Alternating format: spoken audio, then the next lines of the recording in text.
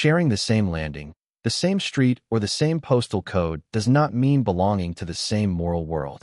The most common mistake is to confuse physical proximity with a form of kinship or tacit trust. Because you meet this individual every morning, whether you exchange banalities about the weather or the maintenance of the building, your brain creates a false feeling of security. This is a dangerous cognitive bias. We tend to humanize and validate those who are part of our daily decor. However, behind the next door may be hiding a psychological reality totally incompatible with yours. Geographical proximity is only a coincidence of real estate, not a guarantee of integrity. By opening your mental space to those who are only neighbors, you give them privileged access to your life without them having to prove their loyalty. The shortest distance between two doors can sometimes hide the deepest gap between two intentions. This illusion of proximity creates an invisible vulnerability. You let yourself go into confidences, you let your guard down during a chance encounter in the elevator, forgetting that this stranger has a direct view of your habits, your schedules, and your vulnerabilities. The danger does not always come from afar. It often settles where you feel most sheltered, in that perimeter that you consider your sanctuary. A neighbor is not a friend by default. It is a close observer who has a unique angle of view on the architecture of your life. Believing that the simple fact of living side by side creates a protective bond is a naivety that can be expensive. Emotional security is built on years of evidence, while the neighborhood relationship is based on simple cohabitation. Learning to distinguish the close from the familiar is the first step to regain control of your psychological territory. In this era of vigilance, understanding that your neighbor is a stranger with VIP access to your daily life is crucial. He knows the exact time at which your light goes out, the sound of your engine announcing your return, and even the frequency of your visitors. These details, which seem insignificant to you because they are part of your automatism, are for him markers of your vulnerability. He knows when you are alone, when you are vulnerable, and when you are absent. This passive collection of information creates a formidable asymmetry of power. While you go about your business thinking you are in your sanctuary, an invisible eye maps the cycles of your life. What you have never said, your rhythm of life screams it to the one who knows how to observe behind his curtains. This level monitoring does not stop at your schedules. It extends to your standard of living and your emotional flaws. Your shopping bags, your parcel deliveries, the way you treat your loved ones on the doorstep. Everything is sifted through a judgment that never sleeps. The silent observer deducts your income, your tastes, your frustrations, and your moments of crisis. He perceives the brightness of an argument or the silence of a depression. This intrusion by observation is all the more dangerous because it is undetectable and leaves no legal trace. By accumulating these fragments of your existence, the malicious or simply curious neighbor builds himself a weapon of massive manipulation. He can choose the perfect moment to approach you, to offer you a help that hides a calculation, or to use your habits against you in a neighborhood conflict. Your transparency is his greatest strength, and your carelessness is his best ally. To regain control, you have to turn your life into a black box. Learn to break the predictability of your gestures and to cloud the signals that you send to your environment. It starts with the acute awareness that every exit from your home is a public exhibition. Don't let your trash cans tell about your excesses. Don't leave your windows open to your inner mess. And don't let your phone conversations resonate in the common areas. By becoming illegible, you deprive the observer of his food. You must cultivate a form of strategic neutrality that makes any deduction impossible. The power, in this context of forced proximity, lies in the secret. The less your neighbor can anticipate your movements, the less control he has over your reality. By erecting this wall of mystery, you force the observer to look away, realizing that your territory is a shadow zone that he will never be able to fully map. Repetition is the most powerful anesthetic of the survival instinct. By dint of meeting the same face every morning, answering the same mechanical greeting, and hearing the same familiar noises from the other side of the wall, your brain ends up classifying your neighbor in the category of harmless objects of the decor. This is where the familiarity trap closes. We end up granting a default trust to those who are familiar to us, simply because they have not yet caused visible harm. You confuse the stability of his presence with the reliability of his character. Yet habit is not a proof of integrity. It is often the cloak under which malice waits for its time. By letting your guard down, you are allowing intrusions that you would never accept from a stranger on the street. You leave the door ajar, you entrust your keys in case of absence, or you share details about your holidays, forgetting that familiarity is the fertile ground where the deepest abuses germinate. This feeling of false security is a lazy mental construct. Because Mr. Everybody on the third floor seems predictable, you project your own values of good neighborliness on him. You think that respect is mutual when it may only be one-sided. Familiarity dulls your protective reflexes. You no longer check if your neighbor is watching you for a little too long. You no longer wonder why he is asking more and more personal questions. You have become easy prey because you have stopped analyzing the individual to see only the function. This bias is all the more dangerous as it gradually sets in, like a haze that ends up obscuring any potential danger. The most formidable enemy is not the one who arrives with a bang, but the one who has made himself indispensable or simply normal in your eyes, to the point that his presence no longer triggers any alert in your defense system. To break this trap, you must reintroduce a voluntary analytical distance. Look at your neighbor as if it were the first time you've seen him, stripped of all the history of your everyday banalities. Ask yourself the question, would you entrust your secrets or your possessions to him if he didn't live 10 meters away from you? If the answer is no, then your current confidence is an illusion based on geographical laziness. Regaining control means restoring clear borders where routine has erased them. Don't let habit dictate your level of exposure. Politeness must remain a surface protocol, never an invitation to intimacy. By maintaining a conscious vigilance despite repetition, you make sure that familiarity does not become a weapon that is turned against you the day your interests diverge from those of the one who lives on the other side of the partition. The home is supposed to be the ultimate extension of your being, a space where the laws of the outside world stop to make way for your total sovereignty. However, for some neighbors, your sanctuary is just a territory to explore, an enigma that they feel they have the right to solve. The border begins to be violated by gestures that seem innocuous but which are tests of resistance. A look that plunges a little too far into your stay when you open the door, an ear stuck against the partition during a reception, or insistent questions about the origin of your new furniture. This curiosity is never benevolent. It is a form of territorial microaggression. She seeks to break the opacity of your life to transform your intimacy into a public datum that they can comment on, judge, or use. The intruder neighbor does not respect your fence. He sees it as a challenge to his need for control and constant comparison. This violation is often intensified by small physical encroachments that serve as test balloons. It is the neighbor who leaves his objects lying around in your space, who borrows your doormat, or who allows himself to touch your plants without your consent. By accepting these small transgressions under the pretext of not creating a conflict, you are sending a disastrous signal of flexibility. The intruder interprets your silence as consent and your concessions as weakness. For him, your private space becomes an extension of his. He then begins to feel legitimate to comment on your whereabouts, to criticize your lifestyle choices, or to interfere in your family conflicts under the guise of good advice. This process of psychological colonization empties your home of its protective substance. You no longer feel at home.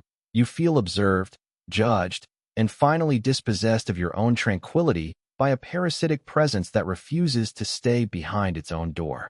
Regaining control of your sanctuary requires restoring iron borders, without any gray areas. Every intrusion, no matter how small, must be detected and stopped immediately by a cold and factual reaction. You need to learn how to say, "This is my private space," again, without feeling the need to apologize. Don't let any unhealthy curiosity go unanswered. If a neighbor asks an inappropriate question, answer with a silence or a question that refers him to his own indiscretion. Your home must become an impenetrable black box again. Install blackout curtains. Don't let anything filter out of your private activities in the corridors, and stop justifying your choices to those who have no control over them. Peace at home is an absolute right, not a negotiable favor. By being the sole guardian of your threshold, You force the indiscreet to retreat, and you restore the sacredness of your territory, where no one, absolutely no one, should be able to enter without your explicit invitation. The danger of a malicious neighbor lies not only in what he does, but above all in what he tells about you when your back is turned. The venom of rumors often begins with a banal observation, a half-truth, or a guess launched with false candor during a chance meeting between two doors. A light left on too late, an unknown visitor, or a temporary change of mood become, in the mouth of the slanderer neighbor, the proofs of a disorganized or suspicious life. Rumor is an organic entity that feeds on the boredom of others. It spreads in the silence of the common areas, transforming your image into a grotesque caricature without you ever having the opportunity to defend yourself. This level court judges without evidence and condemns without appeal, creating a climate of generalized mistrust around you that ends up poisoning the air you breathe every time you cross your threshold. This strategy of social demolition is a form of control through shame. The neighbor who propagates corridor noises seeks to isolate his target to better establish his own influence on the micro-territory of the neighborhood. He poses as a guardian of morality or as a benevolent informant with the other residents, creating a network of mutual surveillance where every gesture is scrutinized and reinterpreted. You then find yourself the victim of an environmental gaslighting. The looks change, the greetings become shorter, and you feel a latent hostility of which you do not know the exact source. The devastating power of rumor lies in its invisibility. It is like an odorless gas that creeps under your door and saturates your living space. A reputation built on years of integrity can crumble in a few weeks of malicious whispers, because people often prefer to believe in scandal rather than the banality of virtue. To neutralize this venom, you must adopt a posture of selective transparency and sovereign indifference. Never try to justify yourself to those who peddle negative vibes, because justification is perceived as an admission of guilt by mediocre minds. Your best defense is to remain an unassailable enigma. By limiting your interactions to the bare minimum of icy politeness, you deprive the slanderer of new ammunition.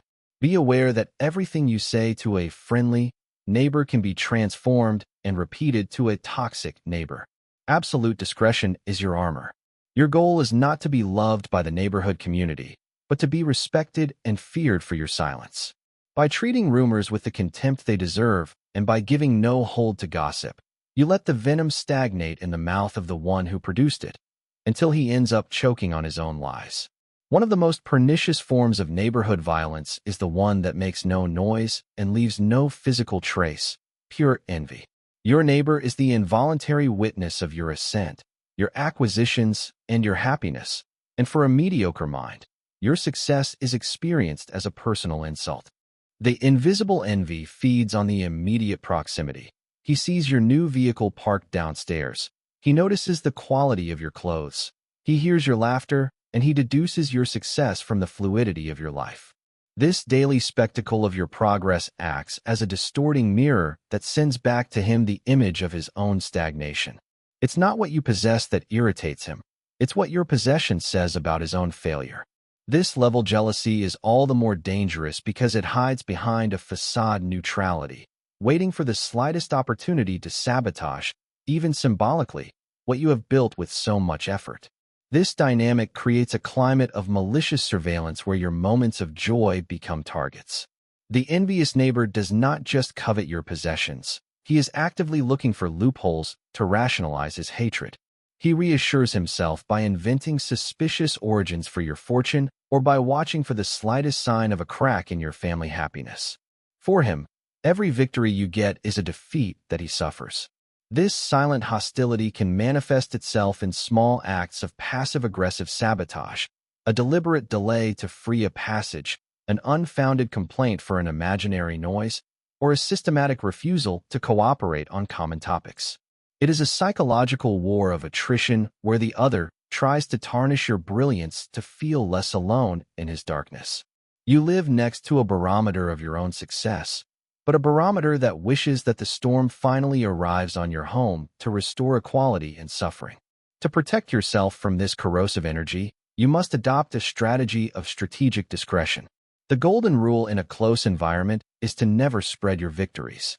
Success must be experienced within your walls, not on the landing.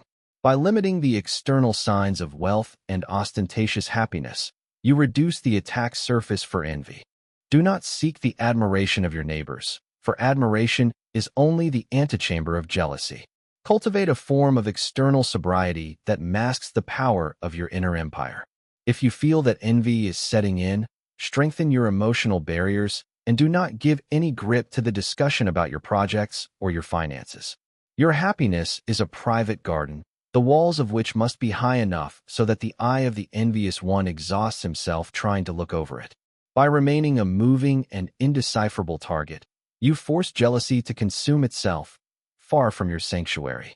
The most difficult theft to prove is that of your minutes and your peace of mind, because it is often committed with a smile and an apparent benevolence. The predator of your time is that neighbor who has made your landing his headquarters and your comings and goings his main entertainment. He intercepts you at the precise moment when you are going out for an important appointment or when you come home, loaded with bags and fatigue, to practice in an endless monologue about trifles. Under the pretext of keeping in touch or being a good neighbor, this individual consumes your vital energy to fill his own void. You find yourself trapped by your own education, not daring to cut short the discussion for fear of appearing rude, while he has no qualms about stomping on your schedule. This form of passive harassment is an erosion of your freedom. Every minute that you grant it out of politeness is a minute that you steal from your own ambitions or your rest. This predator is not looking for an exchange. He is looking for an audience. He uses proximity to impose himself as an inescapable element of your day, creating a social dependence of which he is the only beneficiary. By forcing you to listen to his grievances, his repetitive anecdotes, or his neighborhood analyses, he appropriates a part of your mental space. If you don't set clear boundaries, this intrusion ends up dictating your own behaviors. You start listening at the door to check if he's there before leaving, or you speed up the pace by lowering your head, turning your own building into an emotional obstacle course. It is a gentle but real form of psychological domination. The one who controls your time controls a part of your life. The time-consuming neighbor doesn't respect your rhythm because he doesn't have a rhythm of his own. He lives vicariously through the attention he manages to extort from those around him. To neutralize this energy thief, you must break the unspoken contract of permanent availability. Your politeness must become a sharp blade, a brief greeting, a gaze directed towards the goal, and a determined walk. Learn the art of graceful but firm rejection. I can't stop. I have an imperative. Don't try to justify your urgency, because giving a reason is already a concession. Your time is a finite and precious resource that you must distribute only to those who deserve it. By installing this non-availability barrier, you are sending a clear message. Your living space is not a public chat room. You are not here to furnish the loneliness of others. By regaining control of your seconds on the landing, you restore the dignity of your passage and you signify to the predator that your territory, temporal as well as physical, is now under close surveillance and strictly reserved for your own priorities. In the neighborhood theater, the truth is never found in the words spoken, but in the micro-signals that the body betrays in spite of itself. The signs that do not deceive are those subtle clues that reveal a latent hostility or a predatory curiosity camouflaged by civility. Observe your neighbor's gaze. If he scans your hands, your bags, or your shoes before crossing your eyes, he doesn't greet you. He takes an inventory of your possessions. Note the tension in his jaw or the stiffness of his shoulders when he congratulates you on a visible achievement. This is the universal language of repressed envy. Microaggressions, on the other hand, are disguised submission tests. A neighbor who systematically forgets to hold the door, who speaks too loudly in front of your house, or who uses light sarcasm to comment on your private life. These are not clumsiness. They are probes sent to measure the thickness of your armor and the limit of your patience. This analysis of nonverbal language allows you to identify the danger long before an argument breaks out. A neighbor who invades your personal space during a floor discussion by standing a few centimeters too far exercises unconscious territorial domination. He's trying to test your ability to back off. Conversely, The one who systematically avoids your gaze while always being present in your path practices a form of obsessive surveillance that does not say his name.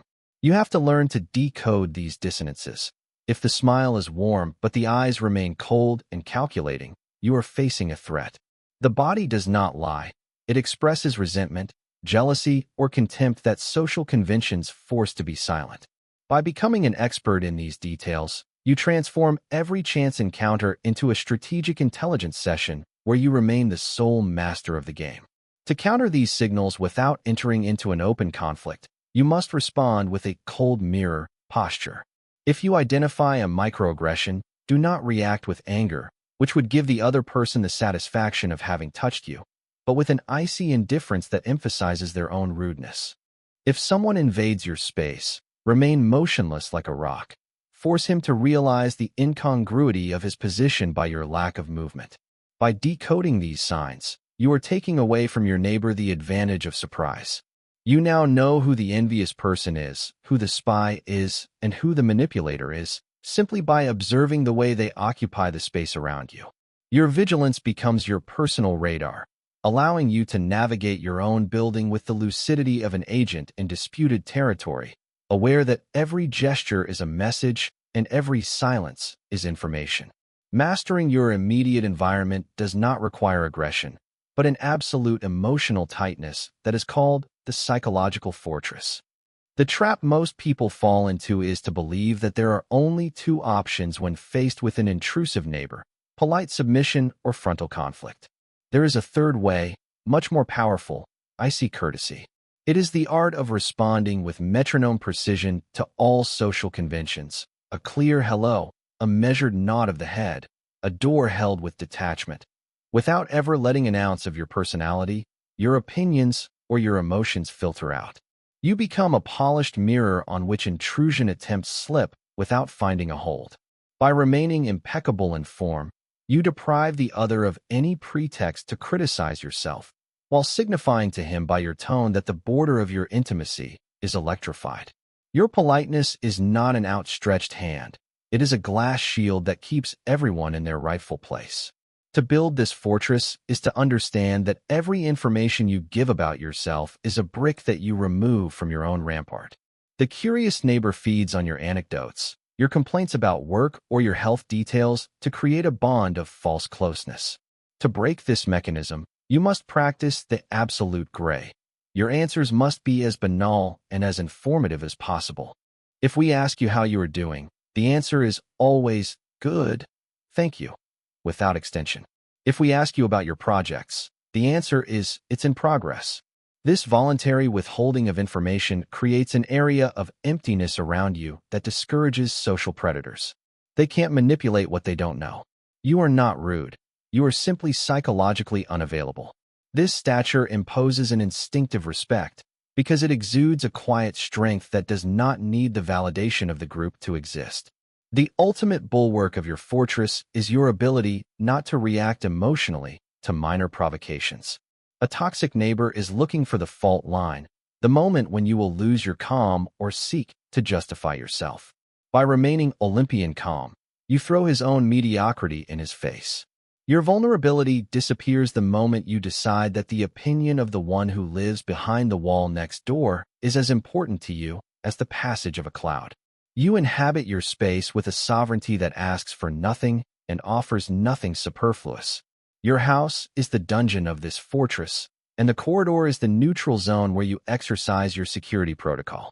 By becoming unassailable in terms of form and impenetrable in terms of substance, you transform your neighborhood into a managed space, where peace is maintained not by friendship, but by the clarity of your limits. Speech is a bargaining chip that you should never waste with those who share your level, because in the neighborhood microcosm, all information ends up being devalued or misappropriated. The danger of sharing lies in this human and instinctive desire to create a bond through confidence, especially in moments of fatigue or forced conviviality. You think you can ease your mind by telling your professional setbacks, your marital tensions, or your investment projects to this neighbor who seems so understanding. In reality, you are handing him the ammunition that he will use to shoot you down or manipulate you later. A confidence made on the doorstep is never a secret kept. It is a rumor seed that will sprout as soon as your interests conflict with his. In the mouth of a malicious neighbor, your yesterday's vulnerability becomes tomorrow's blackmail. This leak of information creates a mapping of your weak points that the other uses to interfere in your life. If you admit a financial difficulty, he will look for the slightest sign of poverty to establish his superiority. If you share a success story, he will use it as proof of your arrogance. The neighbor is not a therapist. He is an actor in your immediate environment who seeks, consciously or not, to maintain a balance of power to his advantage. Your confidences give him psychological leverage. He knows what scares you, what makes you proud, and what makes you doubt. He can then adjust his behavior to destabilize you, by launching a sharp remark on a subject that he knows is sensitive, or by spreading a distorted version of your words to the other residents. Your transparency is not a mark of honesty. It is a strategic mistake that turns your privacy into the public domain. To protect your personal empire, you must practice systematic information retention. Consider that everything you say to a neighbor can be repeated, amplified, and used against you in an imaginary neighborhood court. Your life must remain a black box. If you are pushed into confidence, answer with boring generalities or divert the conversation to the other. People love to talk about themselves and will quickly forget to ask you. Your strength lies in what others don't know about you. By keeping your victories for your real allies and your doubts for your inner circle, you deprive the neighborhood of any hold on your existence. The mystique of silence imposes a respect that familiarity destroys. By refusing easy sharing, you are restoring the border between civility and intimacy, ensuring that no one on the other side of the wall has the keys to your secret garden. Don't get me wrong. A building or a street is not a simple juxtaposition of housing. It is a complex political ecosystem with its hierarchies, its alliances of circumstance, and its struggles for influence. The neighborhood as a chessboard requires that you get out of the naivety of the passive resident to become a field analyst. Each neighbor occupies a strategic function. There is the informant who collects gossip, the diplomat who seeks to appease in order to rule better, and the saboteur who creates tensions to establish his importance. Understanding these roles is vital, because if you are not aware of the chessboard, you are just a pawn that others move at will. The balance of power is manifested during general meetings, in the choice of the maintenance of common areas, or even in the illegal occupation of shared spaces. Ignoring these dynamics means letting others decide the framework of your daily life and the value of your wealth. This reading grid allows you to identify the invisible coalitions that can form against you. An envious neighbor will not act alone. He will seek to ally himself with the disgruntled person on the first floor or the chatty concierge to create a front of passive hostility. These alliances are not based on friendship, but on the convergence of interests or resentments. If you are perceived as the one who succeeds, who does not bend to the unspoken rules of collective mediocrity, you become the natural target of these micropowers. It is crucial to identify who influences whom. Who is the voice that others are listening to? Who is the one who manipulates frustrations to win the case? By mapping these links, you can anticipate attacks, defuse conflicts before they fester, and choose your battles with surgical precision. Your strength does not come from the number of your allies, but from your ability to never be caught off guard by a group maneuver. To dominate this chessboard without getting your hands dirty, you must practice armed neutrality. Do not join any clan, because today's ally is tomorrow's informant. Your position must be that of the independent sovereign, respectful of the rules, but unassailable on the merits.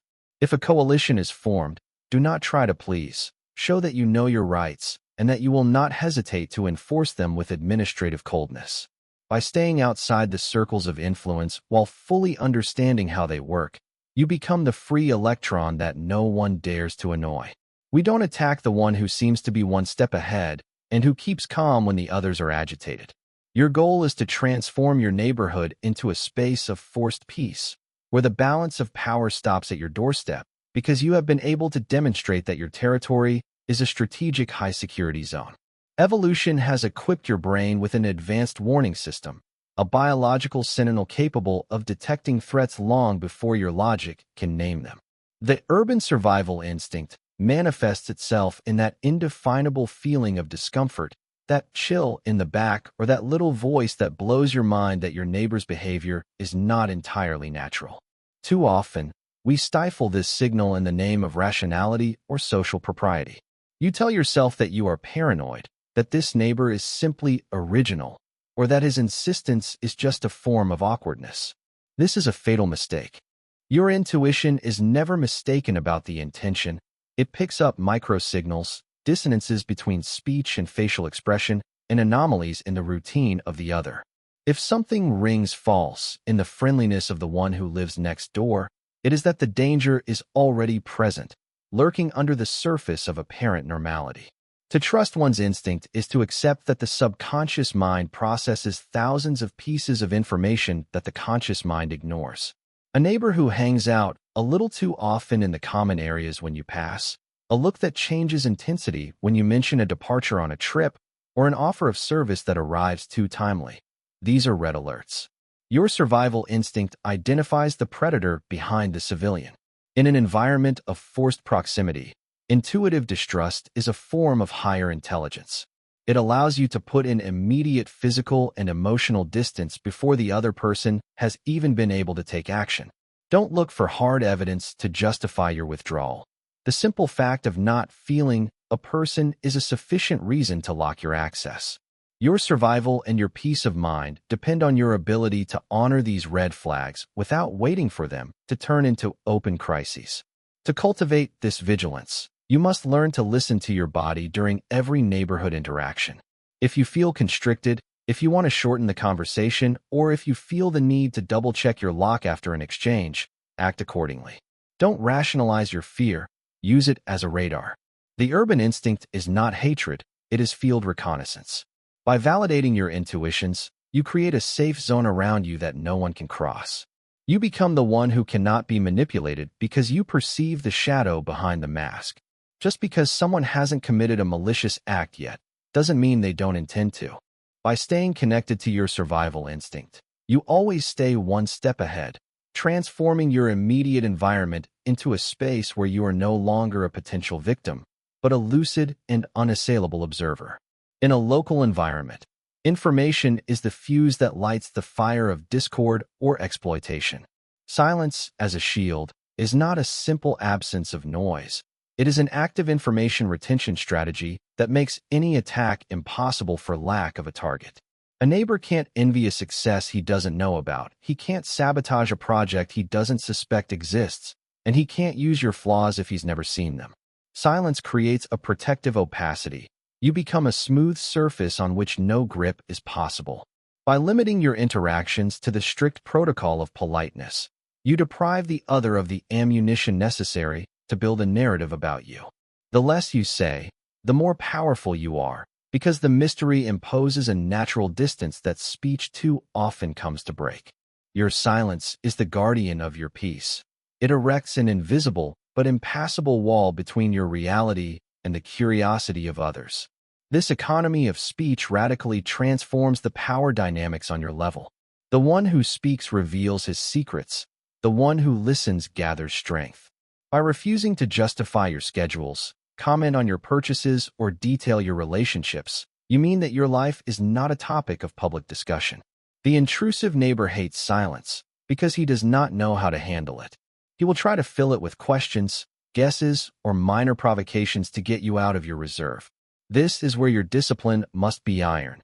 Do not give anything, not even a crumb of banal truth. Silence is a form of self-respect that forces others to stay on the threshold of your life. It allows you to cross the corridors and elevators without leaving an emotional imprint, remaining a sovereign actor in a world of talkative extras. Using silence as a shield also means protecting your vital energy. Neighborhood conflicts almost always feed on a surplus of words, a misinterpreted sentence, or a betrayed confidence.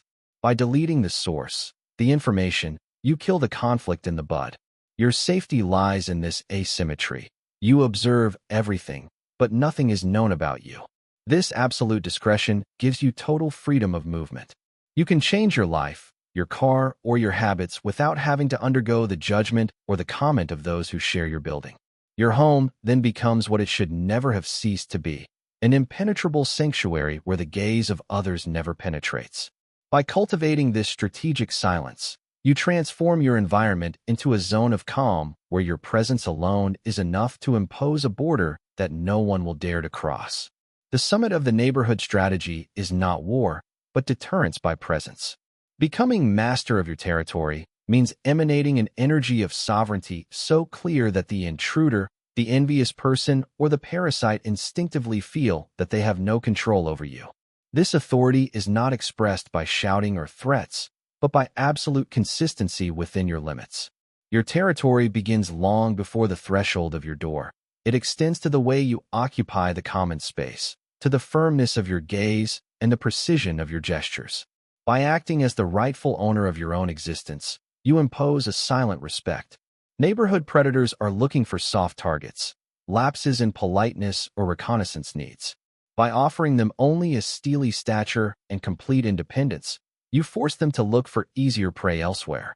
You are no longer a resident among others. You are a stabilizing force that we dare not disturb. This mastery is based on a golden rule. Be predictable in your firmness and unpredictable in your intimacy. Your neighborhood should know that any violation of your rights will be raised with surgical coldness, without drama, but without concession. Whether it's for excessive noise, a spatial encroachment, or an inappropriate remark, your reaction must be immediate and factual. This reputation of fair but inflexible is your best security system. It creates a perimeter of respect around you that even the most daring will hesitate to cross. You inhabit your space with such confidence that your mere presence in the hallway is enough to restore order or silence gossip. You have become the architect of your social environment, the one who defines the rules of the game instead of undergoing them. To fully inhabit this authority is to finally transform your neighborhood into a simple backdrop that no longer has any power over your inner state. You have managed to create a perfect symbiosis between the necessary civility and the protective isolation. Your life is a sanctuary of which you alone hold the keys, and your authority is the invisible lock that guarantees your peace. By being in control of your territory, you no longer need to actively distrust yourself, because you have installed the mental and social structures that do the work for you. You can now enjoy your home with the certainty that no one, absolutely no one on the other side of the wall, can reach the citadel of your tranquility. Your era of domestic domination begins here, where the neighbor is no longer a threat, but a mere figure in the theater of your success.